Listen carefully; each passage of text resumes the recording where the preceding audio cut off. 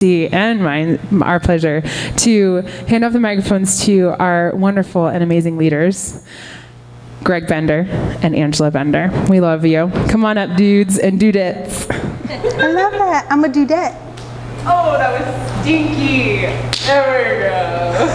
Oh, you're correcting him like he corrects Darby. That's hilarious. You gotta do it Do well. you really do that, Greg? Oh, if she doesn't smack me hard. Oh. Yeah, he's like, hello. I've heard the trick is to look at the elbow. Hey, Sammy, can you flip on the lights, please?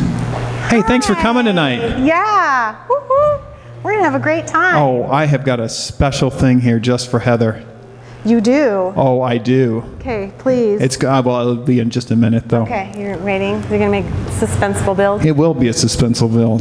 I would love. And then a giant letdown. I know, it's not. Oh. It's not big. It's not a big deal. Not big. So I would love to hear from anyone who would like to share. Well, I would like to know how many people ate way too much Halloween candy this week. Okay. Didn't eat any. I had some today. It was my cheat day. It's your cheat day. Thank you, Darby, You ate her for your bag. Thank you, Abraham, for your bag. I appreciate both of them. Are you going? Are you coming? What are you doing? Who had no candy? Who had no candy? Sweet. Adrian. Julia, Wow. too? No candy? It's impressive. Nice. I didn't have any all week. I was really good. Not a single nibble. Do you not like it? Or are you just being good? You don't have any? None at all? Okay. Ah, there we go. Not against candy, just none this week. Okay. That'll work. I can do that too. My colleagues at work were commenting about how they couldn't stay away from the candy. Yeah. Like a moth to the flame. I know it's bad for me, but I'm going to eat it anyway. It happens. All right. All right. So I would love to hear if anyone wrote in their journals this week and they were aware of something God was wanting to speak to them, or they just became aware during this time of something God's doing in their life. So anybody have anything they want to share?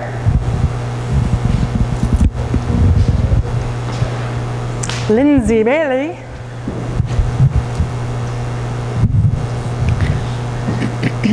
So you said to ask the Lord, what do you want to say to me about evil? And that just, I had a hard time really more with of that what are your questions about evil? Oh, yeah. Yeah. Super good. We weren't ever able in our conversations to get there, but the conversations around it, it's just so painful. And I realized that there's some really deep things in there that I haven't dealt with. Closer I get to it, it's really sore. So I feel like he's kind of, I just can't quite get into it, but Yeah. there've been good conversations around it. But one of the things I was reading this morning was about the verse, the thief comes. And so instead of really getting into just like evil, it's like, okay, the thief, that's kind of like, why did Jesus pick that word? And I'd love to, I don't know how to study words, like the original, I don't know how to do that. I'd love to know more about that original word, but what I was able to say instead of evil, Lord, what is he stealing from me right now? Like, what is the thief up to? What has he taken recently that I can claim back? And so we had some really beautiful conversations about that. And that felt more doable. Yeah. Good. Good. God finding a way to have a conversation. Excellent. I love that. That's so good. Anybody else? I try not to look at anyone specifically. Dan, Mr. Dan. Yay. Woo, woo. So I've been journaling still. Well, Yay. thanks. I missed a couple nights, because I just didn't want to. And something that God's been working on me, though, is to have another thought. As I've always, you have this thought process, and you go through these thoughts, and you get to a place, and I would get to a place, and I would either get bitter or angry, or I'd have some emotion attached to it. And then it just kind of dawned on me the other day when I was writing. I get to this point and then I stop, like, have another thought. And I went, oh, I can have another thought. So I've kind of been working on that this whole week, in which I have the thought, I don't know, I get mad at somebody who cuts me off or whatever, I don't know, driving or whatever. Yeah. And so you think this thought process, I think this thought process, and get to a point where I can just continue to be mad at them or whatever. And I'm like, well, yeah, I'll have another thought and keep going with this process. So I'm trying to retrain my thought process to not just stop at anger or stop at bitterness or stop at whatever, some frustration, but to just keep going right on through it and get to, I don't know, the reality of things, or just a better place for my own self. And it's really helped me mentally to feel like I'm healthier, that I'm actually finishing my thought process and still being in a good place, instead of finishing my thought process and being mad or being bitter. I don't want to be there all the time, or being negative even. I want to push through that and get to a place of positivity and growth. So That's really good. Thank you, Dan. Thanks for sharing that. That's huge. That was awesome, Dan. So I had the opportunity to have a couple people speak some really important words to me this week. One is actually another healthcare practitioner that I had talked with, and she started the conversation out by saying, I don't fix what's wrong with people. And I'm like, oh, yay. Because it's just common. If you're in the healthcare industry, you're always looking for ways of fixing, like diagnosing and fixing. And she said that she comes from a different perspective. She supports what the shifts that the body's already making. And that was just like a really cool way for me to start my week, was instead of being a fixer, being a person who observes the things that are already moving in the right direction and supporting those things. Yeah. So that was really big. And then yesterday I got a chance to meet this gentleman, and we were talking, and I asked him what brought him back to church, because he said he hadn't been in church for a really long time. And I said, so what brought you back? And he pointed to the lady that he was sitting with. He says, well, besides her, which I thought was kind of cute, was that he said he heard about something called original blessing. And he says, that was such a big shift for me, instead of considering original sin, to consider original blessing. Yep. And he said, and so, if you think about the beginning of the week was supporting what's right rather than fixing what's wrong. And then the end of the week was thinking about original blessing versus original sin. And I just thought, wow, that was a really cool sandwich the Lord made for me for this week. That's super good. Wow. Woo! And who would like to, of you ladies, would like to come share what's up here? She just did. Yeah. Not to. You guys can share together from where you're at. Well, we just had this idea to each, we'll draw one line, and so that's what we came up with, sort of. And so, I went over and it was like a couple of squiggles. Yeah, it had a couple of squiggly marks in it. And then it just kind of kept adding and adding, and then it was super cool because Nikki started, this was a squiggly, and this was a shh thing, and then she made it a face. And we were like, oh, it's a face, which was amazing. So that was super cool. And then there was a question mark, and then Ann turned that into music, and then I added the 5, and that's for Ephesians. Do you remember what that said? Ephesians 5:8. Yeah, so the theme, the 5 and the question mark got turned into a musical note. And I don't know, I just put down over here, all my questions are changed to music. So in light of the thing I just shared, that's kind of the theme of my week. And then Ephesians, she said 5:8, and I said Ephesians. We had no idea what Ephesians 5:8 said until we looked it up. And it says, you were there once, trapped in the same darkness, but now you are light. your life confirms that light rules. Isn't that cool?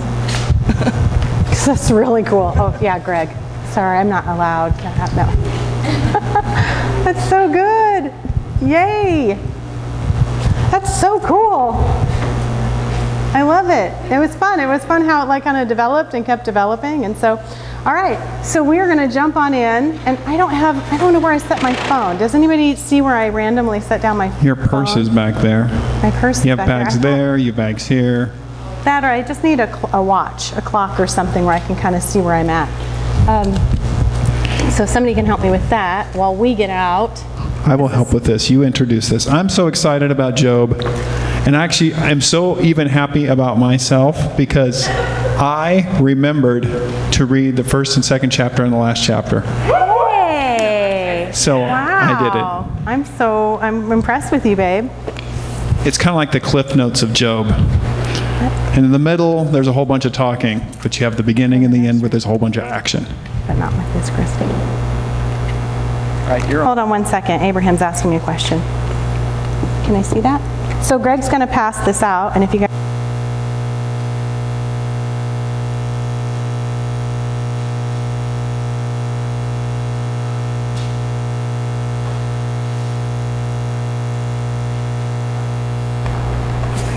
I love that I can talk to my son in the middle of everything, and it's just no big deal. Right? Like, isn't that the best? I love that. Okay, so this is Greg's gift to Heather. It was 2 years ago in the summertime when you had your very own book of Job. And you haven't really ever wanted to know where it was, but we had it. We had it anyway. We had it anyway. We store for things for people for free. Just call us, air-conditioned storage. So we intended to get more of these really cheap 3-ring binders. We failed to do so, and so we have 3 here. We're going to try and get some next week, and then we have a whole bunch of other ones that are going to go into these folders. But if you bring them back, we have a 3-hole punch, and we will actually do them upright for you. Yep. So I will see what I can do to hand these out properly. Who wants a nice one? Put our kids on it. Oh, yeah. Yeah. Nice. Did you say you were raising your hand, too? Yeah, okay, those two. Okay, I got 2 of them spoken for. Who wants the purple one of you 3? Kristen was, I got to go to Kristen here. She was a little bit faster. Oh, no. If you can That's so funny. Next week, she can have the purple. So how many of you had a chance to read Job 1 and 2? Anybody? You did, Carrie. Nice. Anybody else? Did anyone even remember that they had... Yeah, I didn't even remember. I know. That happens. That happens. It's like that intentionality thing of going from this space into it's a real overcoming. It's a real thing. I had a friend who mentored me, and she would give me assignments, and I would know for sure in the moment that I was going to do them. And then when we met back around, I hadn't done any of them because I couldn't remember them. And I realized that having an intentionality when you're kind of soaring in the spirit to follow through on those things that God's inviting you into is a part of building your muscles. It's just like working out. And so game on for all of us, right? As we're all building our muscles, to like find ourselves able and capable. So how many of you feel that Job is I'm starting this off like just with a question, and you may not know, but how many of you, if you were to guess, would say Job is a literal story of something that actually happened? How many of you would go, I think it's a collection of poems and poetry? Or how many of you would go, I think it's more of like a play, something that was written for like the stage to be performed? So, and the fourth E is any of the above? None, I have no idea. So how many of you would say, I'm probably landing in the place where I think it's probably a literal event, and this is kind of a description of something that actually happened? Okay. And then how many of you would say, I think it's maybe more of a collection of poems or poetry, and that's kind of what makes up the book of Job? How many of you would say that? Okay. And then how many of you would say that it's more like a play, and it's written like for characters to be on a play and played out? Okay. Okay. Yeah, what's another option? I think it's more like mythology where there was a character that was made, like that may have actually existed, kind of like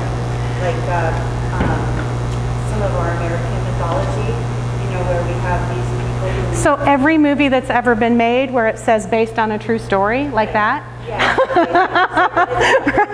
Much more... Right. Yeah. So could it be based on some original character where the story was developed from there and actually had a true character? There's so many options on how we could view Job as to what it is. That's a really great idea. There's so many different people who believe different things who are very educated. So there are some scholars who believe that Job was an actual event and a literal event. There are probably significantly more scholars who would say that they believe it is more of either poetry or proverb type writing. There are many who believe it was really a 5-act play that was written to describe and discuss issues at the time. And then if it was based on another character, I haven't really heard of scholars who go, it's based on a character but a mythology that grows. That's kind of like a lot of people believe that about much of the Old Testament. So there's this huge range from literal, meaning this is everything literally happened the way that it was written, into this was fictional, into this is poetry or poems. And I will say that however it was written, it actually is written in a classic Hebrew poetry poem style.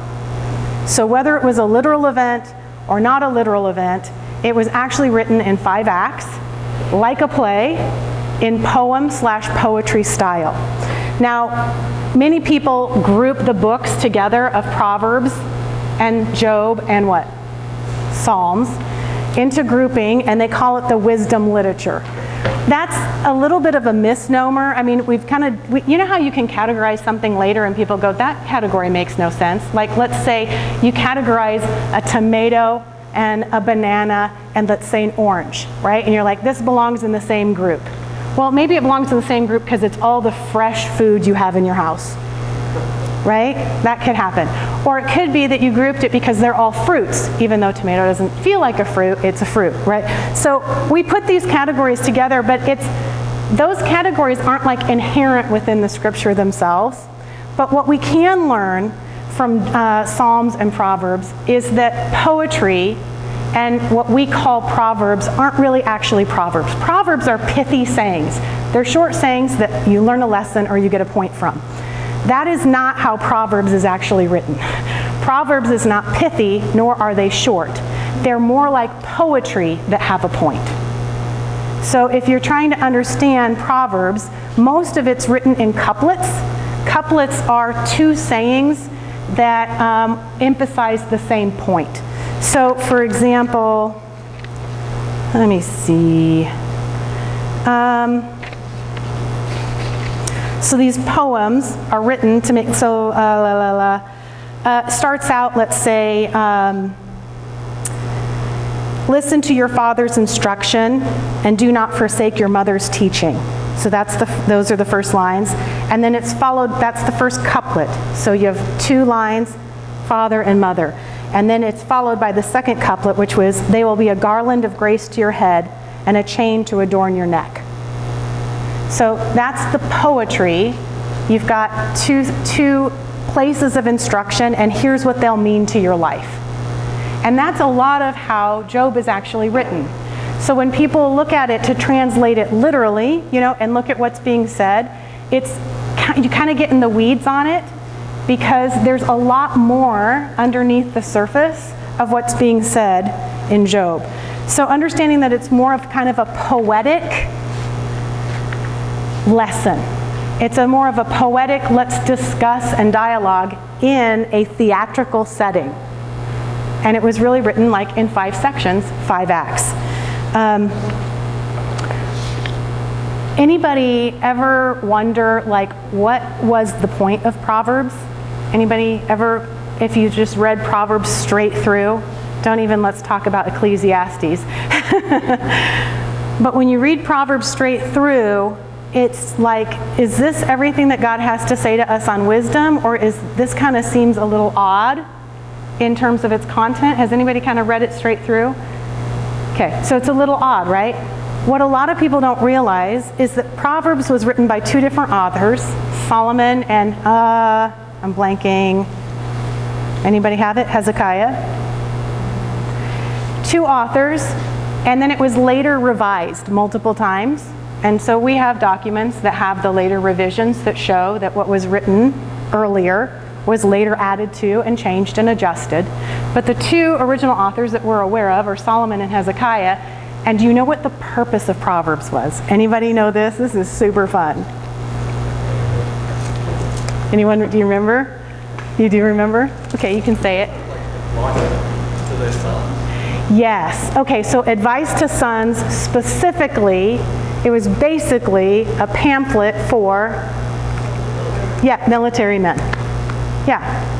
It was everything, like it was the military advice for soldiers, and we know this because this is very, very common. There's multiple versions of books just like Proverbs. In fact, some of them can actually be quoted same for same, given to military men, which is why there's a bazillion warnings about women, because they're at war in foreign countries and they're going, don't get messed up with women. Not because women have all these problems, not because the essence of women is wrong, not because all female relationships have challenges. And so when you read Proverbs thinking, well, this is God's wisdom, to all of humanity, it seems a little bit odd once you realize, like, this was actually a specific manual written, Solomon specifically to his sons, was then taken and added to this military document, essentially, which was, here's some really great advice for young men who are in the military. So yes, it's wisdom written in poetic couplets to help young men live a moral life. It's not necessarily all of God's thoughts on all of wisdom in living life. So it kind of helps bring those things into context, right? And some of them were adjusted over time. So what Solomon originally thought and wrote to his sons isn't necessarily all the pieces that we read today. Some of these things have been adjusted. So it just helps us have a proper lens when we're looking at Job, which is, nobody knows fully who wrote Job. There's kind of some controversy about it. Some people think that it was Solomon. Others think that it was other authors. I honestly, I don't know. I don't have and even if I did have an opinion, it wouldn't be something I knew. It would just be like, here's my best guess. So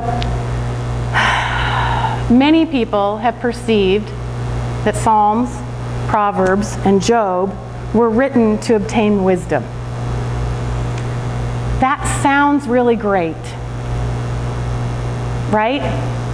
It sounds really great. I think that it's a misunderstanding of the intention. I think that they were written at a very specific point in history for very specific purposes as humanity was processing their thoughts of God.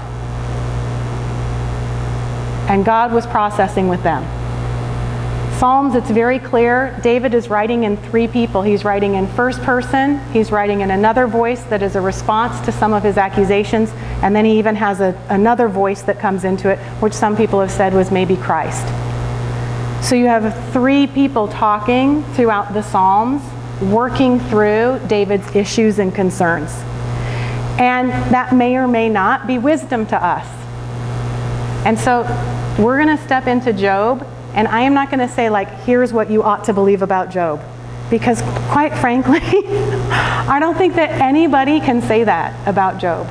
I think that people can say, here's a best guess, here's an opportunity. I'm going to kind of give you some ranges of what a lot of scholars believe about Job, and then I'm going to tell you some of the thoughts that I've had about Job that were actually originally taught to me by my mentor. Her name's Carol Goebel, and she gave me some perspectives on Job that I've never seen anywhere.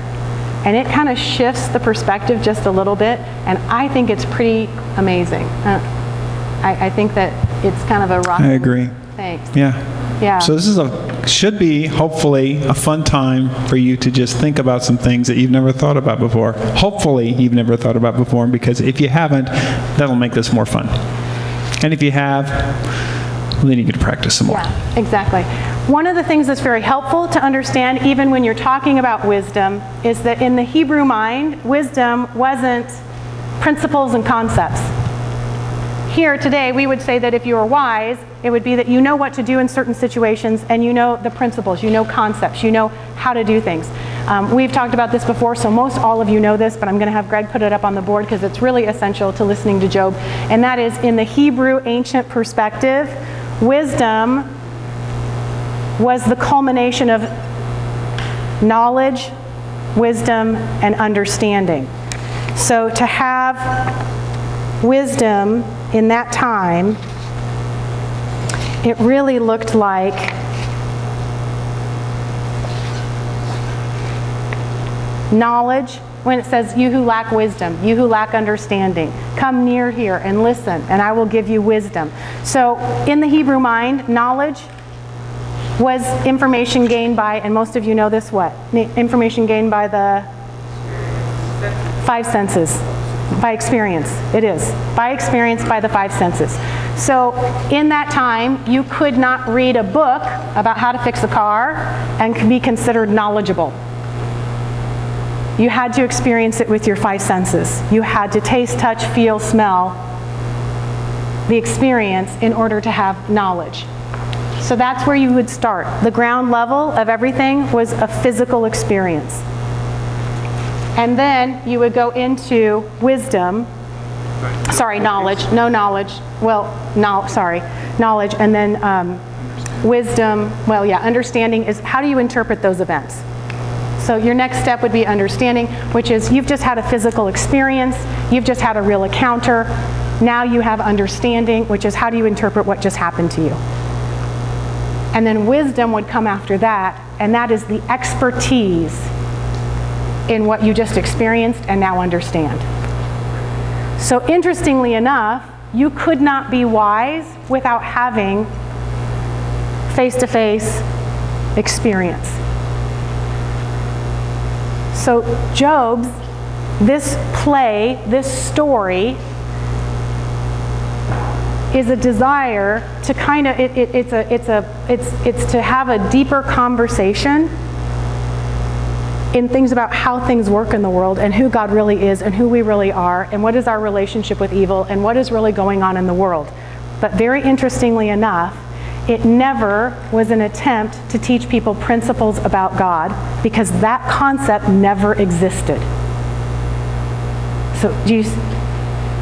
So you can't take everything you want from Job and have it create principles in your mind about God without having a conversation with God about it. Because the very intention of the author, whoever it was who wrote Job, their very intention was that you would have experiential conversation with the content, with God. Very cool, right? So what he's saying is you got to take it for a spin. If you start to get ideas on what you think Job is all about, you need to go take it for a spin in your real life and find out if it's legit. That just like crushes religion right there. Any comments so far?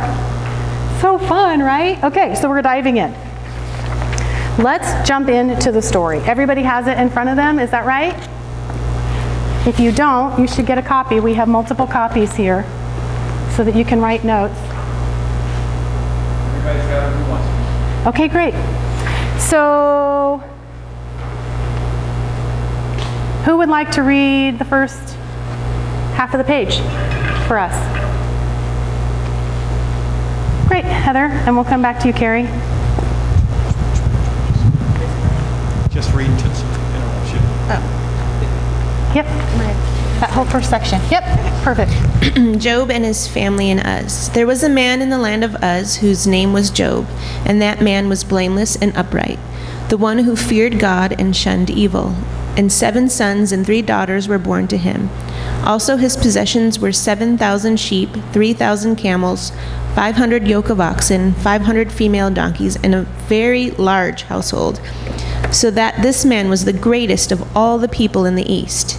And his sons would go and feast in their houses, each on his appointed day, and would send and invite their 3 sisters to eat and drink with them. So it was, when the days of feasting had run their course, that Job would send and sanctify them, and he would rise early in the morning and offer burnt offerings according to the number of them all. For Job said, "It may be that my sons have sinned and cursed God in their hearts." Thus, Job did regularly. So, what do we know about Job so far? And I'm going to flip this over so that we can talk about the cast of characters, because, oh God. All right. So our first character that we're introduced to in this story is Job, right? What do we know about Job so far? He is super rich. He's got lots of stuff. What else? He's a good guy. In fact, what does it say? He is righteous and he is blameless and upright. So you got to put more than a good guy. You got to put blameless, upright. Really? I thought Adrian summarized that. I know, but this is going to be important later on. Okay, what else do we know about him? He's got kids. And what? 10 kids. And he, what else do we know about him?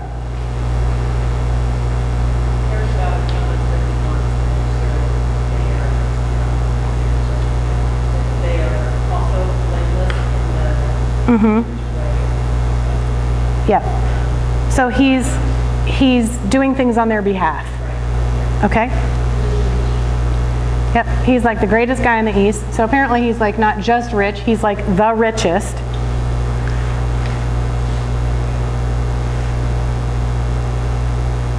And he is, I don't know what word we want to put in here, but he's like interceding for his kids. Not interceding as in prayer, but interceding as in action on behalf of his kids.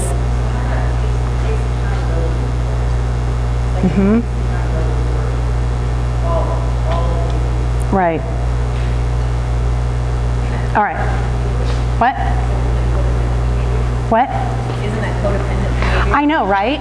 I totally think that. I'm like, is that codependent behavior? We're going to find out more, right? Their question is that codependent behavior that he's trying to do this stuff on behalf of his sons? That is an excellent question. And I would put that in there. Is this codependent? Is this healthy? Super genius. By the way, all of your headings, all throughout Job, are not a part of the original document, and we don't have the original. Nobody has the, we have copies of copies, but of the originals or the earliest documents that we have, these were created later. So you might want to take a big fat black magic marker and cross them all out. Because one of the interesting things that happens is these headings will affect what? The way you read it. You read the title and you get some idea. And so with that lens of that title, you have an expectation of what you're going to see next. Yeah. So if you hear a title of a movie called Crazy Rich Asians, you think it's going to be... Yeah, thinking you know what it's going to be about then. Okay. All right. Carrie's going to read the second one. I'm going to have you read it nice and loud, and you're going to just read to the bottom of the page. Now there was a day when the sons of God came to present themselves before the Lord, and Satan also came among them. And the Lord said to Satan, "From where do you come?" So Satan answered the Lord and said, "From going to and fro on the earth, and from walking back and forth on it." Then the Lord said to Satan, "Have you considered my servant Job, that there is none like him on the earth, a blameless and upright man, one who fears God and shuns evil?" So Satan answered the Lord and said, "Does Job fear God for nothing? Have you not made a hedge around him, around his household, and around all that he has on every side? You have blessed the work of his hands, and his possessions have increased in the land. But now stretch out your hand and touch all that he has, and he will surely curse you to your face." And the Lord said to Satan, "Behold, all that he has is in your power, only do not lay a hand on his person." So Satan went out from the presence of the Lord. All right. So who's our next characters? Satan. Satan. God or Satan? Either one. So what do we have? We have Satan. We have God, the Lord. The Lord.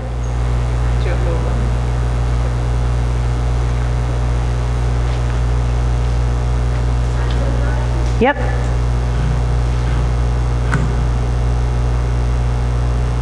Okay, so here's what's interesting. Satan, as we know it, messes with my head. Satan, as we know it, as a person who is a fallen angel, counter to God, was not really a theology that people had at the writing of Job. That was not really a theology that people had at this time. So how can this be, right? How can we have the word Satan here when people didn't really believe in a Satan as a fallen angel? And so you're welcome to, it's very easy to look this up. So what that word actually is more of is adversary. So we'll put that up here. And you can think about, is this story about a fallen angel who is before God, as in this play or in this story, or this actual account of something that really happened? Or is this describing an adversary to Job? Yeah. The way that I understood this when I studied Job was that it was like a courtroom setting. That it was more like a courtroom setting, and that he was playing the position of the adversarial attorney. And that was, so that was the setup of that conversation. Yeah, the idea of Job being very much a conversation around legal terms is very, very prevalent. There is so much throughout all of Job that takes place that is a kind of a legal conversation, and it's one of the levels that Job is definitely written on, and I think that there's so many scholars that agree on that that's a really strong point. So you would almost see this as like a prosecutor. There are many people who believe that it is a reference to Satan, a fallen angel, who heads up all fallen angels, who is counter to humanity. There's a range